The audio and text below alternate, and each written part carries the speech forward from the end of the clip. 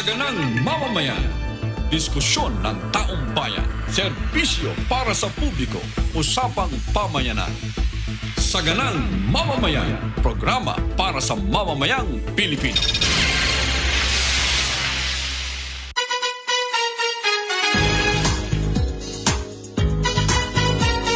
Masayang araw po ng Martes sa inyong lahat. Sumasa inyo po ang palatuntunang sa Ganang Mamamayan. Kamusta po kayo sa mga lugar na dinaanan po ng bagyo? Naku, matindi po itong si Quinta, ano ha? At rekta, sabi nga nila, talagang rektang tumakbo. Nakakintanaan niya. Ay, nako. Kahapon po ay 5 beses tumama ito, naglandfall. At hanggang ngayon po ay tumatanggap tayo ng report mula sa iba't ibang mga lugar sa pamamagitan po ng ating mga provincial correspondent. Kung gusto niyo po makita yung mga larawan, puntahan niyo po pala yung radioaguila.com.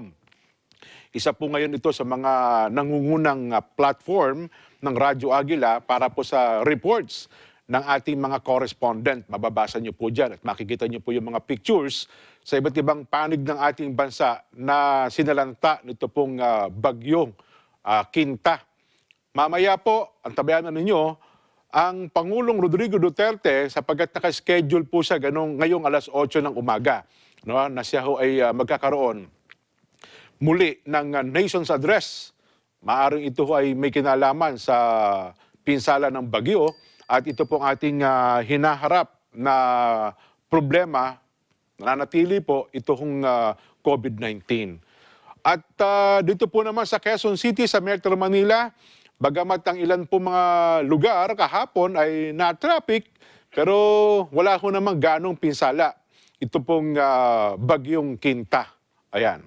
Magandang umaga po. Oy, nakatutok pala sa atin. Nakakatuwa namang malaman. Ano ha? At sa mga oras ito ay ang Kuya Ed Pelayo. Kuya Ed, kamusta po kayo? Magandang umaga po. At siyempre po sa mga taga-riyan sa Templo Central na nakatutok, ang Kuya Oliver de la Cruz. Ano ha? Magandang umaga. Ganun din po naman, mamaya, sa kabuuan din po ng ating palatuntunan, ay makakasama natin sapagkat Martes si Kuya Nelson Lubao. Ano ha? Kung hindi pa po agad makapagsasalita o kaya makapagbibigay ng pahayag, hindi pa magsasahing papawid ang Pangulong Rodrigo Duterte. Sa kabuuan po, no ha, sa kabuuan po ng ating palatuntunan, magiging ma-action po ito sapagkat ang atin mga correspondent, mga pakikipagpanayam sa epekto nga po ng bagyong Quinta. Ito na, ang bilis agad ng ating mga kasama.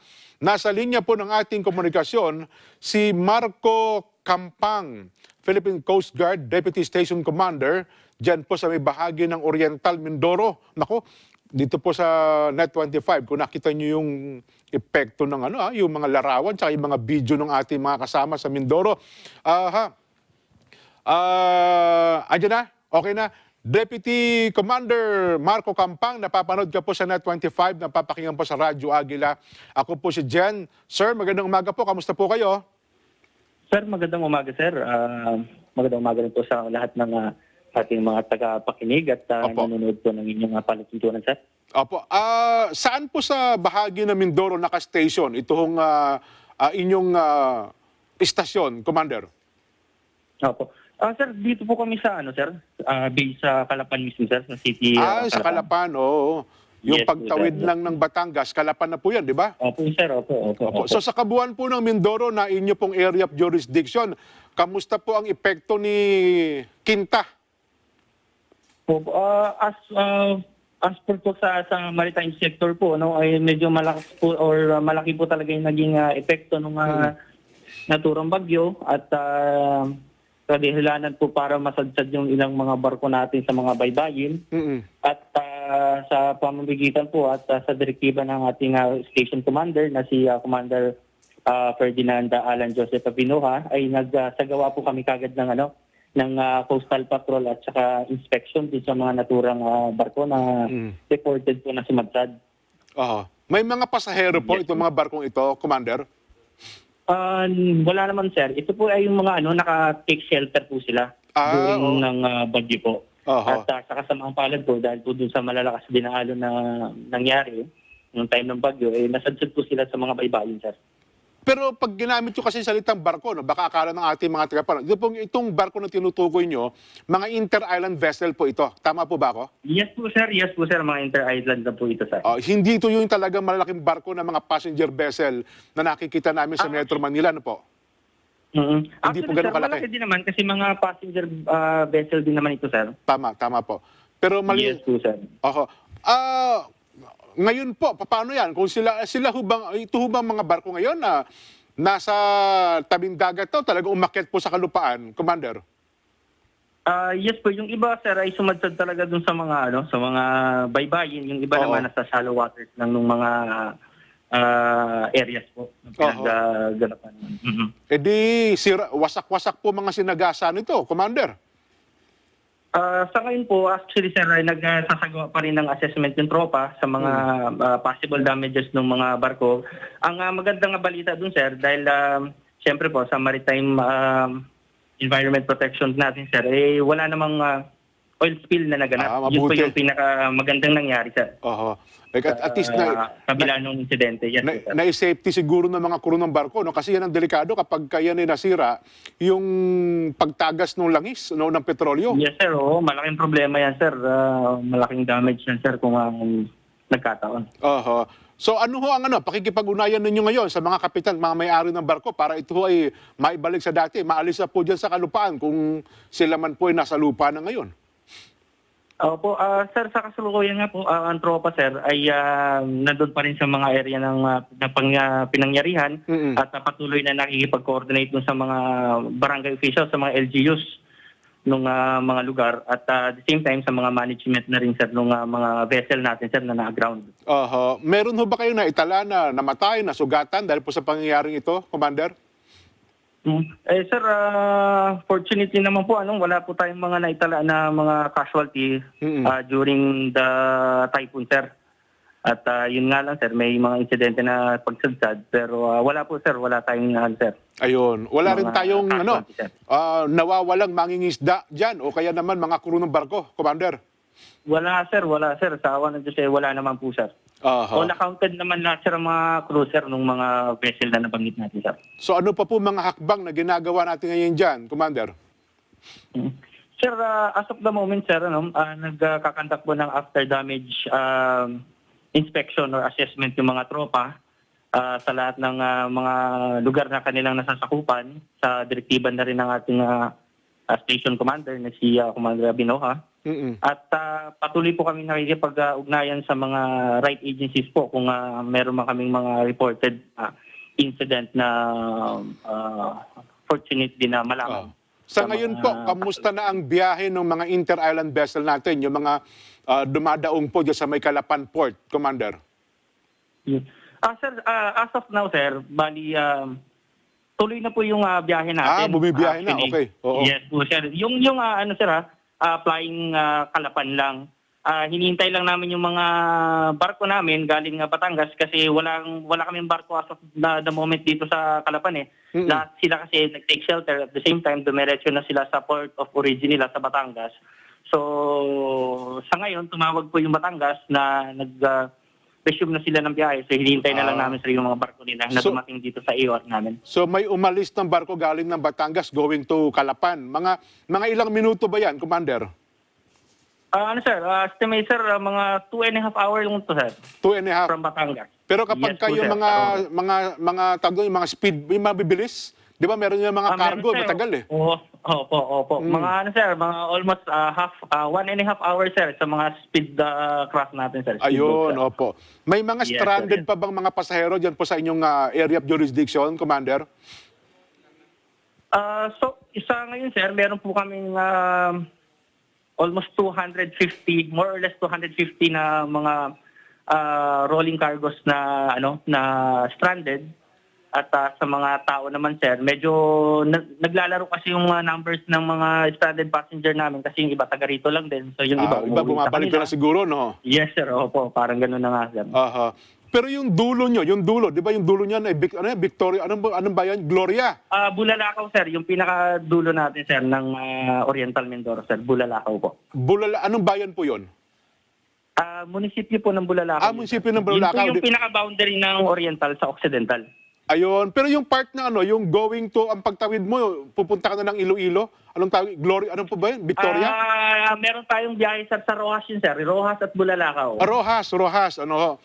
So Yes po, sir. yung Rojas na yun, okay naman po sa ngayon, yung kabilang side.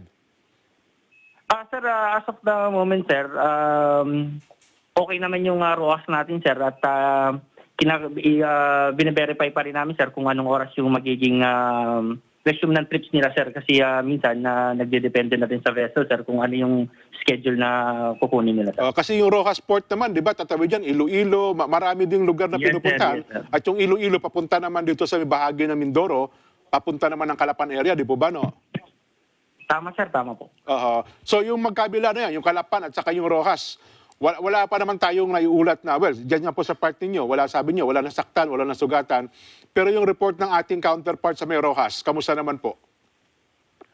So far sir, sa mga nabanggit nyo nga po na nasaktan o nasugatan, yung mga, siyempre sir, normal sa atin yung magkaroon ng mga, siguro galos na yun, gawa ng mga sa mga nangyari. Pero sir, yung kumbaga major casualties or mga naging problema sir, maliban dun sa mga sira sir ng mga bubong siguro sir ng mga kabahayan, negative naman sir. Ayun, salamat naman. Pero sa inyong pagtaya, kailan natin may babalik po sa normal na biyahe yung galing ng Calapan Port, palabas na po ng area ng jurisdiction po ninyo, Commander? Sir, possible po siguro sir, anytime today sir. At gaya nga po na nasabi natin kanina, hinihintay lang po natin yung mga barko galing Batangas. So pag binigyan ng tayo ng ano dito, may dumating na ng mga barko, maglo-loading na rin po tayo, sir, at resume ng trips natin, sir. Ayun, so yung mga pasahero, sa mga oras na ito, kung maganda-ganda ang panahon, pwede na po silang pumunta dyan, sa Calapan Port. Pwede na. Yes po, sir. Commander, baka meron ako mga hindi na itanong na mahalaga makarating sa ating mga kababayan. Nasa inyo po pagkakataon, Commander. Yun nga po, sir, unang-una sa lahat at maraming salamat po ulit sa pagkakataon ninyong binigay at ang kagawaran po ng Coast Guard Oriental Mindoro ay patuloy po na nandito at magsiservisyo sa kanila. Tumawag na po sila sa aming mga numero at gusto po namin ipahatid sa kanila na sa ngayon po ay tuloy na po yung ating mga biyahe. At yun na po, mag-iingat na lang po tayo lahat. Ayan, maraming po. Salamat, Commander. Si Ginoong Marco Campang, PCG Deputy Station Commander sa Mindoro. Sa mga oras pong ito ay nagsasalita na ang Pangulong Rodrigo Duterte. Pumunta ho tayo sa Malacanang, pakinggan po natin ang kanyang mensahe.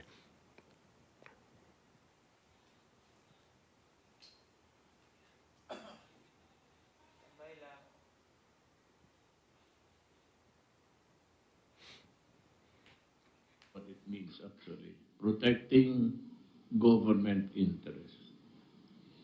Alam mo, hanggang ngayon, corruption pa rin ang problema. I have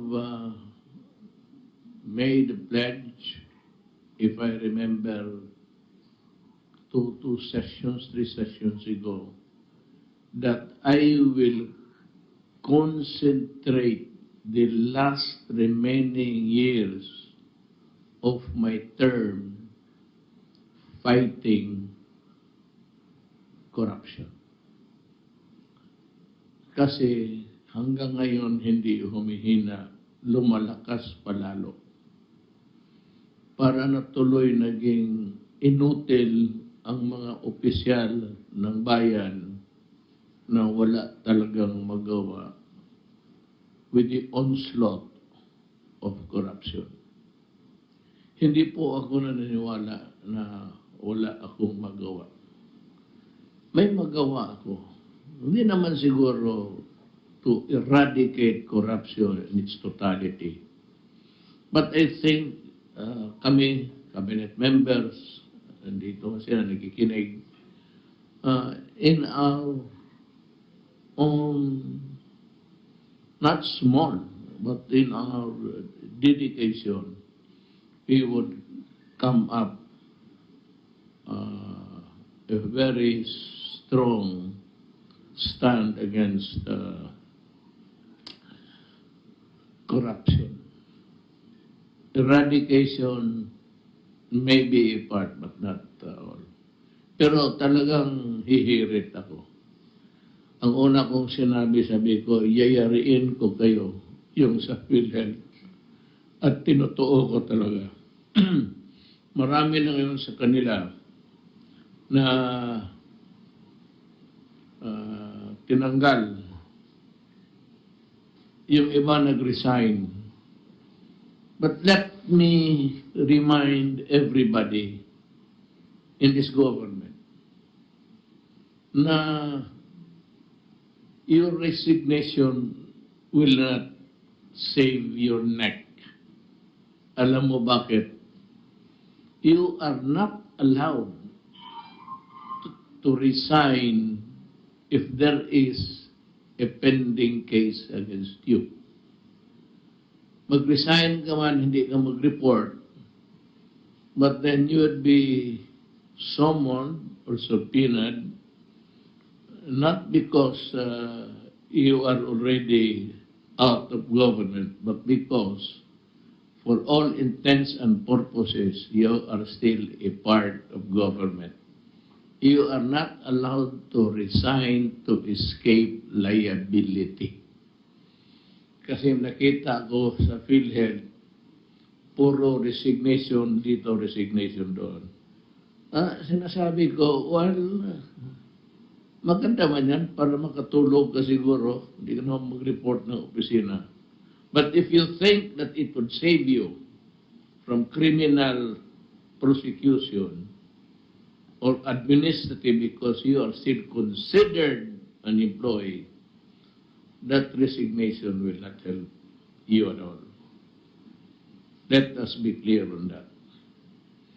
And this is my second call for a total campaign against corruption. Yung task force na nabuo ko, puro man abogado yun, puro engineer, puro doktor. This time, we will look into every department. But upon my request, BS, to focus sa corruption sa DPWH. Let me state here and now that I have nothing against Secretary Villar. He's one of the hard-working at maraming accomplishments si Secretary Villar. But you know, accomplishments alone, to me, should not suffice. Laparo na sa akin. Hindi na Secretary Villar, because it's not his job to be running after crooks. But it behoves upon me to see to it na itong corruption mahinto. Kundi, at least maputo na ng konti. So, we're expanding the investigations corruption sa agriculture with special focus DPWH. And as the same, I will order your suspension. I need not go to court. Sabi ko nga, itong presidency, hindi naman inotel. Kasi kung inotel ako, aalis na ako dito. Ibigay ko na sa iba. So, huwag ninyo akong lukuhin. Kung naging inotel man ako noon, maybe we were too busy looking for money. Ngayon na may kunting may maipakita kami sa inyo. A small dent in the infrastructure setup of Manila, and it will improve tremendously the traffic congestion. Okay na sa akin yan. And I will allow the secretaries to continue with their of the projects. They will still have my full support. But ang focus ko nga, the office of the President itself will be against corruption. So, in the coming days, expect to suspension not, not, not, kasi kung i-suspend kita, may duda ako. Hindi ako mag-suspend ng tao na walang kasalanan. It will be expanded with relentless energy. If need be, kukuha ako ng marami pang abogado.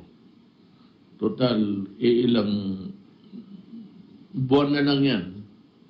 Buwan na lang yan.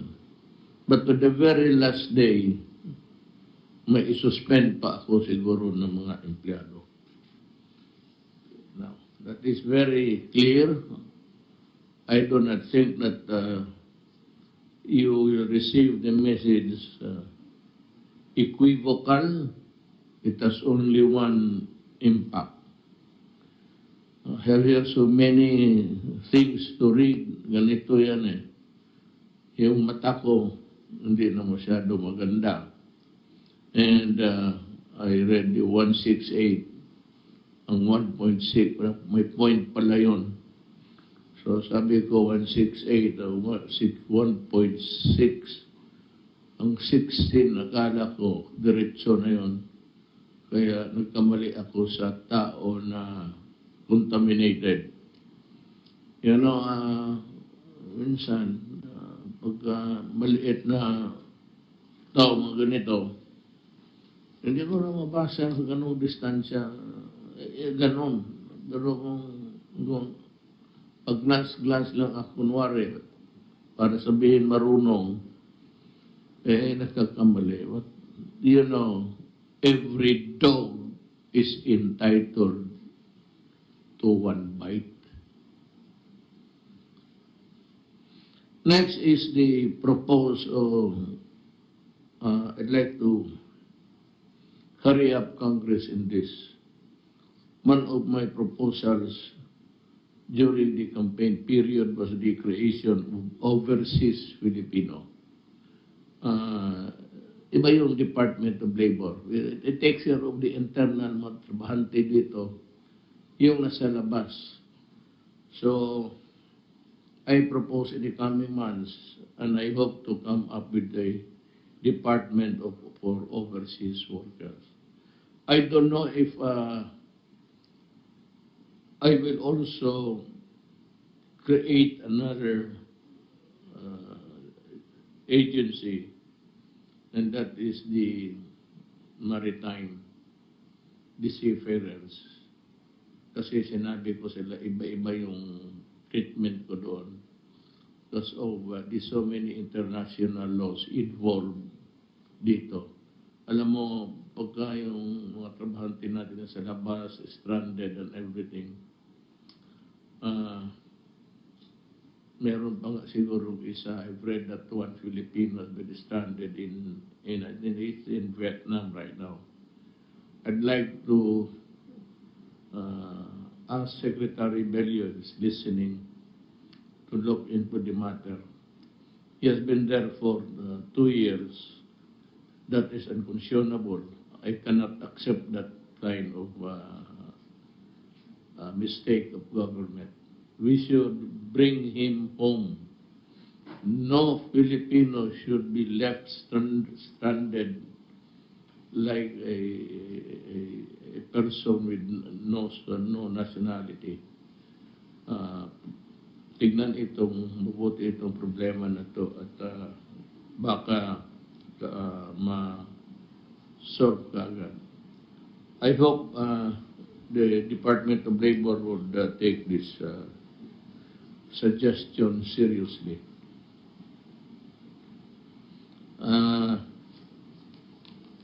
Itong sa overseas workers, ang ano nito, ang rational or rationale, if you may, na wala masyadong focus sa kalaki ng Department of Labor. Isa lang yan dito. Isang department lang yan. So this time, one department, one section sa Department of Labor. Dito, isang departamento. At itong sa maritime, sa mga seafarers, I might consider an additional agency under this the proposal. Overseas kasi. So yan ang ano ko sa mga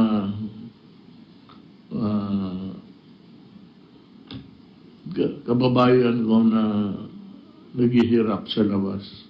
That there will be a more thorough review sa policies for your protection, and that somebody should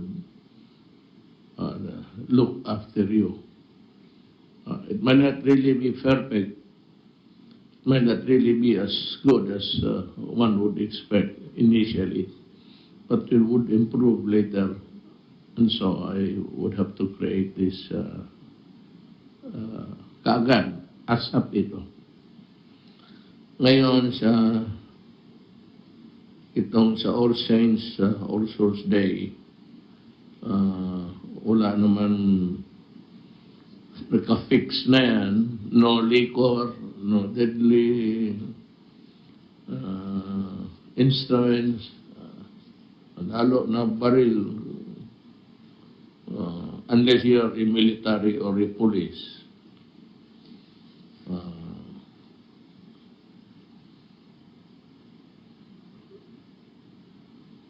Sana expect a peaceful celebration of the All Saints Day and the All Souls Day. Yung importante pang isa, vaccine. Meron akong nabasa sa newspaper. There was this meeting between Sinovac, Sinopharm. I'm not sure, but it was a pharmaceutical of China na hindi natuloy yung pakig-meeting nila because the Chinese counterpart probably did not have any good understanding with his partner. And so they decided to back out. But let me tell everybody that hindi kami maghingi. We will pay. So, maganda sana government to government ang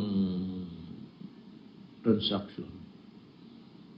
Walang corruption, wala lahat. Kasi government to government, I'm offering it to China kasi meron na sila.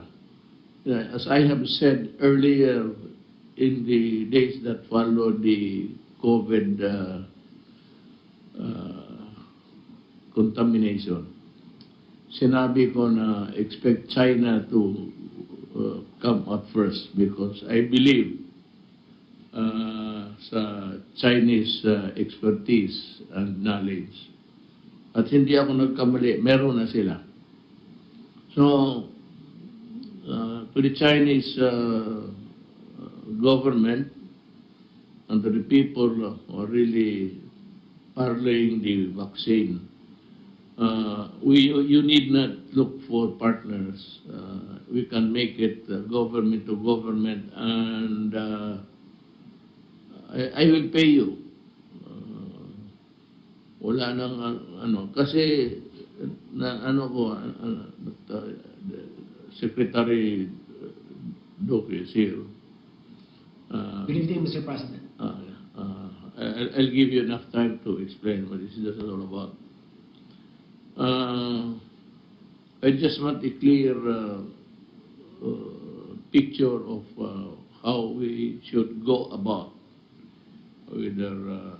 But my sense, Secretary, is that it should be a government to government transaction because it will be good. And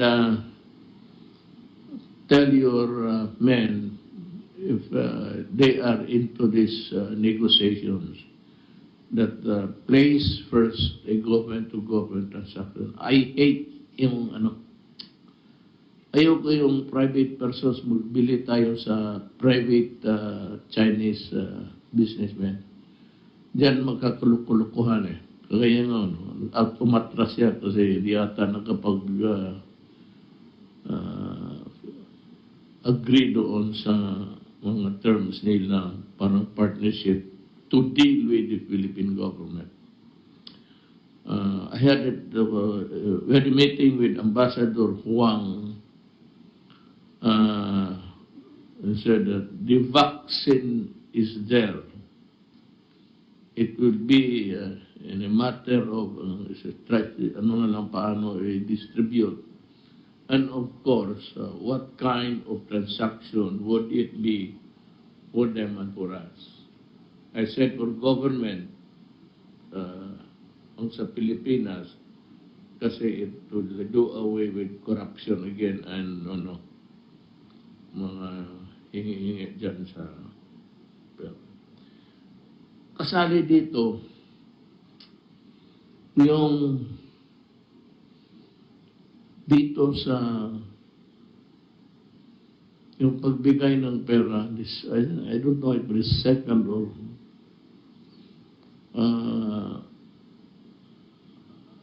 as I have said before, the money for assistance and help na maibigay sa tao should be formulated and implemented by the task force. So I'd like to ask Secretary Galvez, ito ba rin you take care of the money? Kindly remove your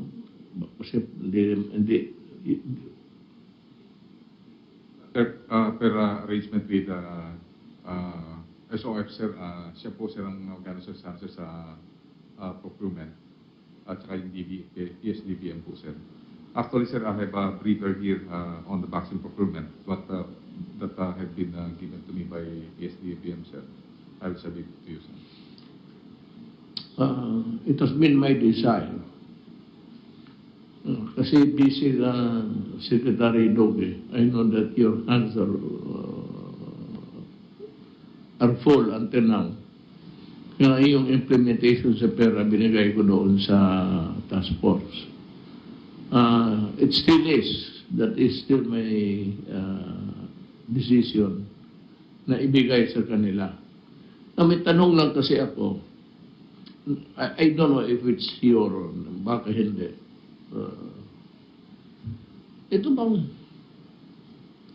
pagbigay ng pera, yan ang ayaw ko sa lahat, yung delay. Kaya ng assistance. Yung assistance, kailangan pagkain, nandiyan ka agad. May iba kasi sa probinsya, pag-gawin pa ng proposal. Tapos they will review the proposal and it would take days. I don't know if it's a local government doing it or the money passed on to the local government to do the distribution or implementation. But hindi ko talaga malaman kung saan.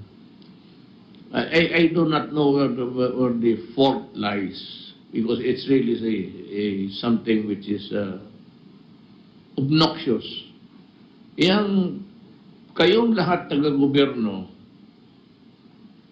to those who are implementing the assistance, whether the Department of Health, Department of DILG, Department of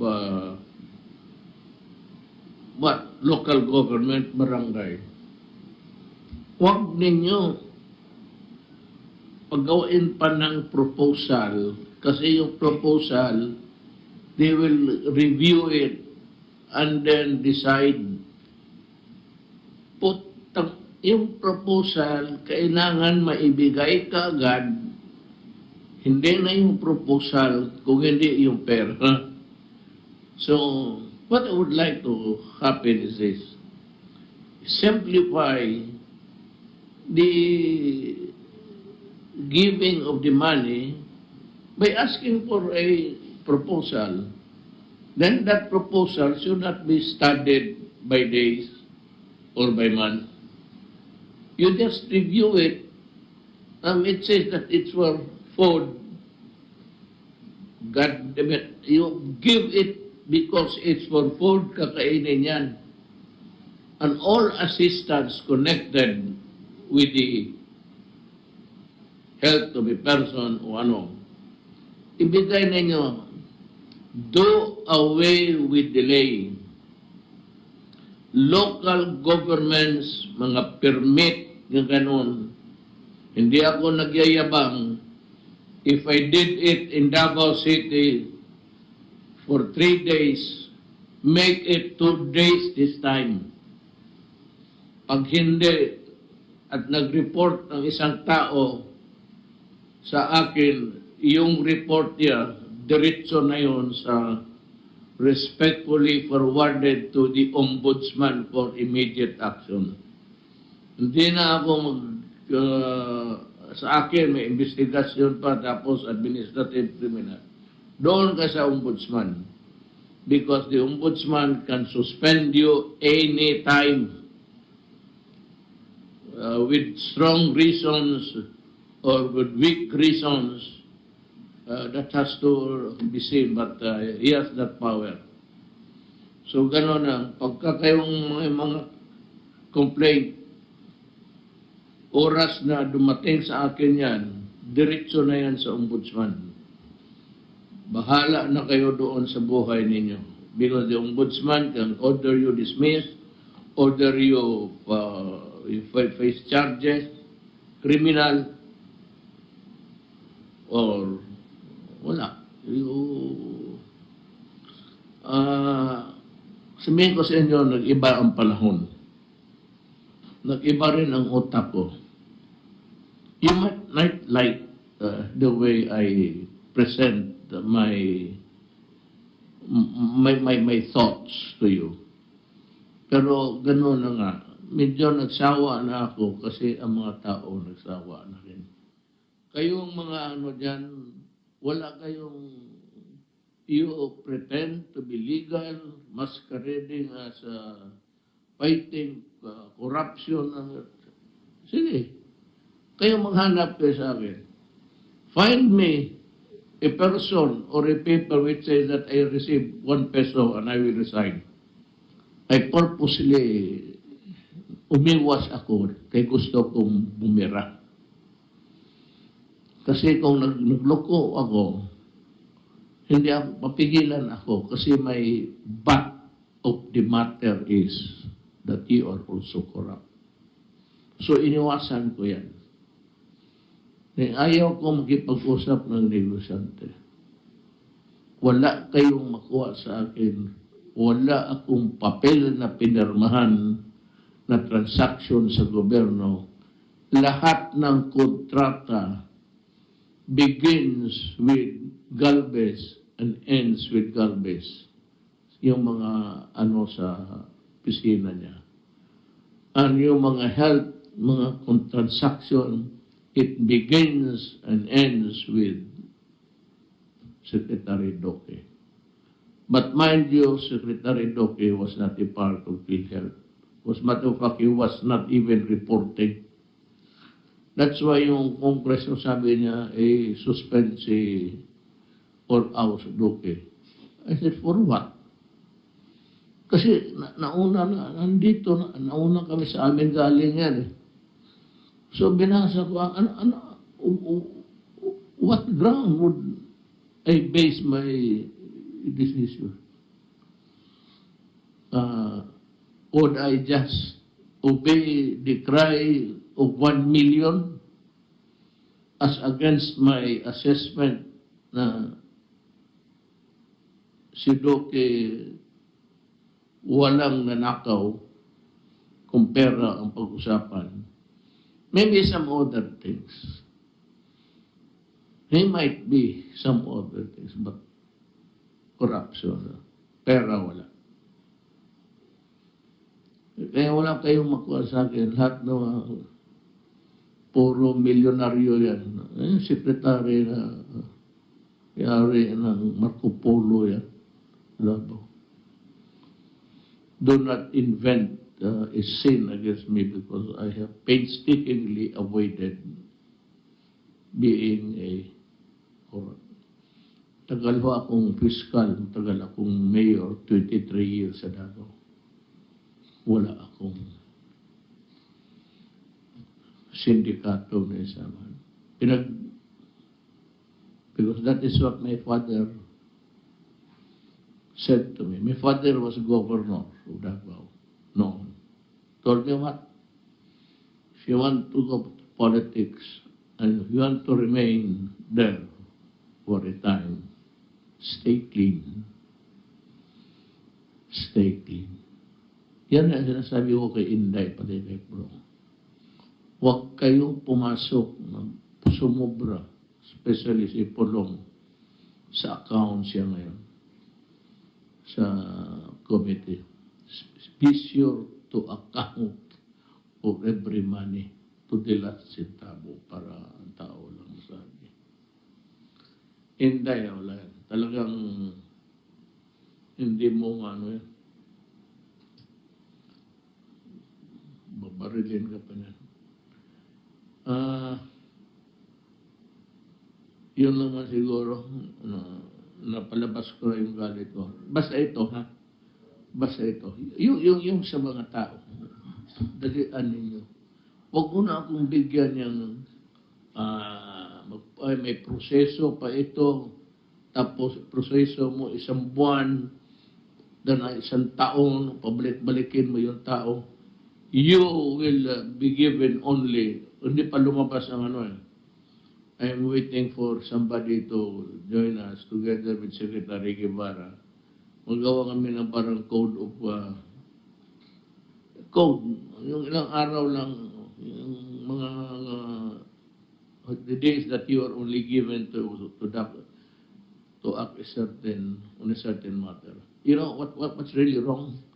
It's because some of you are indolent and lazy. At hindi ninyo tinatrabaho yan. Hindi kayo if you are not asking for money, then obviously you are not doing your duty. Initially I was banking on that was just shooting the breeze with the people. But actually with the sense of urgency. Now, I mentioned China and Russia. All options are on the table. The one that would give us the best interest for the country will be chosen. But I leave it to since he's going to pay, I will listen to Sally kung siya yung magbayad eh. Pag wala ibayad, siya yung makulong.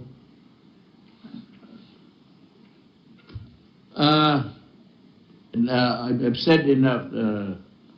Let me just read for everybody. I hope that all government workers, officials are listening. This is a memorandum from me, the President, to Secretary Bernardo I. Guevara, Department of Justice. The subject is investigate of allegations of corruption in the entire government. Lahat. Ito, further to the directive issued by the Department of Justice, DOJ, through memorandum from the President dated 7 August 2020 to organize a panel to investigate allegations of corruption in the Philippine Health Insurance Corporation. The DOJ is hereby directed to investigate allegations of corruption in the entire government. Lahat na. Kuridas ito. In pursuit of this directive, the DOJ shall have the authority to decide which allegation to investigate, taking into consideration the gravity thereof and their impact on the delivery of government service. It may create as many panels as it deems necessary to adequate and may invite or direct other bodies and agencies of the government to assist or be a part of such panel. The DOJ shall prosecute and file the appropriate charges against all those involved in the anomalies investigated, whether against government or private person, as may be warranted by the evidence gathered subject to applicable laws and rules. The power and authority of the DOJ under existing laws and previous directives to investigate the commission of crimes and prosecute violators shall not in any way be diminished by this directive. This directive shall remain in effect until June 30 of 2022 pag alis ko unless sooner lifted or revoked. Why should I revoke or lift this good order for immediate compliance? Huwag kayong, you might have the notion na, but the ombudsman is the pinaka number one. Ideally, you go to government, yung malalaki, yung malaking pera, diretso mo na sa ombudsman if I were to have my say. Pero ang gobyerno, ang presidency can investigate, can send you to prison. Kaya nga, kung ang prosecution ito is the ombudsman ultimately. But pagka-akyat kasi nito doon, may recommendation na. And if the ombudsman will says that it's a well-studied complaint, then obviously you are going to jail. Ang mahirap niyan, ang mga anak mo mapahiya. Pamilya mo mapahiya sa ganitong, kasi ipapublish ko talaga. Sabi ko, yayariin ko kayo. Yung PhilHealth wala na. Skeletal ang remain. Talagang hindi ko bubuwagin yan because hindi madali na it's not easy really to create another one. But I think by this time marami na kasi na-suspend. Again, do not try to resign to escape culpability. That ain't accepted dito sa gobyerno. You cannot resign when you have a case pending. Well, finally, dito sa black na naman tayo dito sa figures. Hindi ko naman itong figures. Magkamali na naman ako dito sa, I said, for the third time, every dog is entitled to one bite.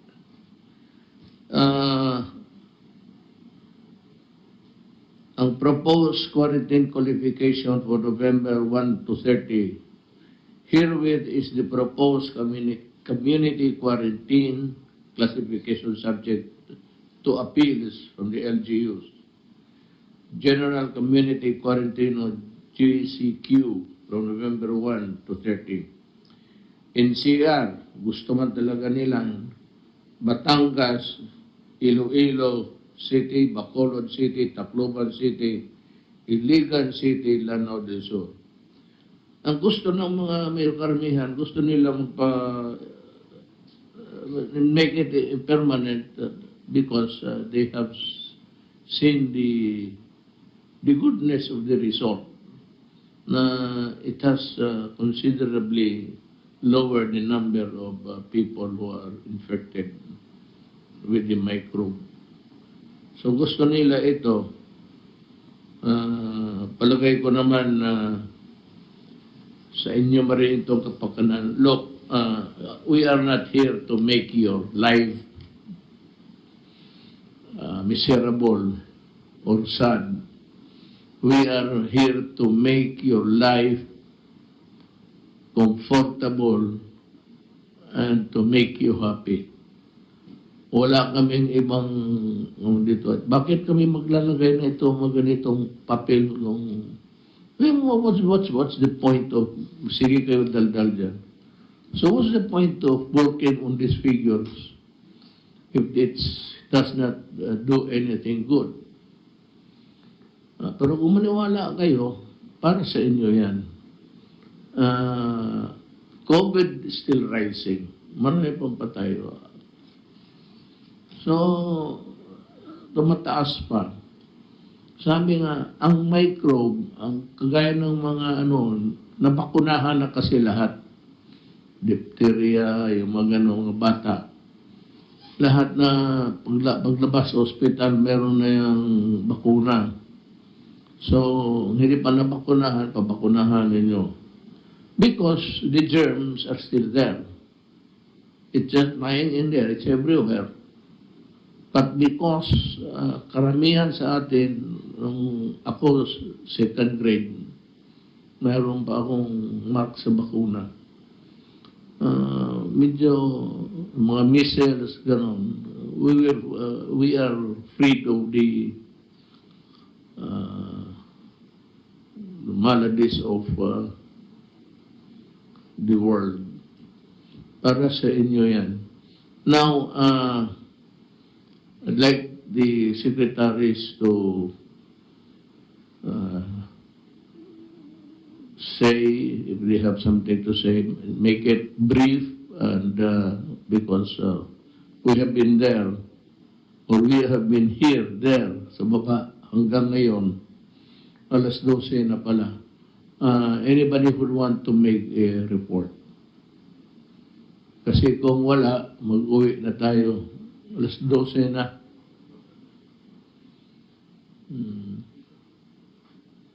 Wala. Sige. Actually, ladies and gentlemen, the cabinet meeting that we have now, sa lahat para lahat to, but hindi sila makapunta dito dahil takot sa bagyo. Kasi mag-take off yung aeroplano nila, na maraming bakanting kabinet. So, I can understand. I will not also allow them to fly if it's dangerous. So, I can understand. Ang nandito lang sa atin ngayon, in front of me is Secretary Galvez and Senator Bongo. Senator Bongo is interested in everything that concerns the welfare of the Filipino people. And that goes for everybody in the cabinet. Yan lang ho. Sabihin ko sa iyo, I had a hard time convincing these people to join the cabinet. Either it's Anyo or ikaw, Charlie Galvez, Sanay Dominguez, ayaw. Ayaw nila kasi ayaw na magulo ang gobyerno, madimanda ka na. Pero, I said, now is my time. So it's your time to serve the country. Kung wala na kayong mga military, ang pabata pa ninyo, lugi ang gobyerno sa inyo. You retire at 56 years old and I'm still paying you good money kasi may retirement pay. Trabaho kayo. You work. 56 years old is too young to retire. And I'm also scouting for others. Meron akong yung mga sensitive, It involves still money. I'm still, I am the Chinaman bringing a lamp in the daytime. Tapos tinanong siya ng kaibigan niya, why are you bringing a lighted lamp when it is daytime? And he said, I have to see clearly because I am looking for an honest man. Yan ang mahirap. Hindi ako pinaka-honest. Ilang beses niloko ko rin ang mama ko, papa ko, alawan, sabihin na wala, na snatch, na pickpocket ako. Pero I played my game within yung maloko ko lang, lalo na nanay ko noon. Sabi ko, dito pag-aral ko sa Maynila, natalo sa hayalay, natuto akong aga nag-hayalay, putang. So, on August, sabi ko nga, tagan mo ako ng tuition kasi na-pickpocket ako. Ha? So, mag-iingat ka. Ganun. Oo nga, so. Tapos, sunod, August na alam, pahay-alay. Ihatid mo lang yung pera dyan para tapos wala ang pera ko. Nakalimutan ko na hindi ko nasama sa labada. May labada mo tayo Cavite, tiglaba. Kunin dyan every weekend. Hindi naman nabalik yung pera. Wala man daw pera yung pants ko.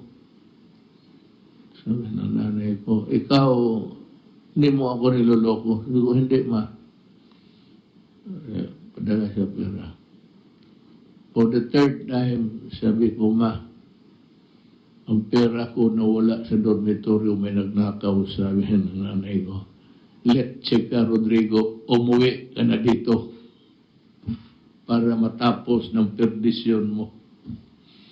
So, we cannot, ako binabandira ko sarili ko, honest man ako. May mga ako, pero limitado doon sa yung kaya mong lukuhin. Kaya ang gobyerno, kaya mong lukuhin, paano? Nandiyan yung ombudsman, nandiyan yung auditing office. So, I have said enough. I don't know if it is really, I go overboard. But I would just say, may you have a safe celebration of the All Saints Day. Just follow rules. It's for your own good. Maraming salamat po.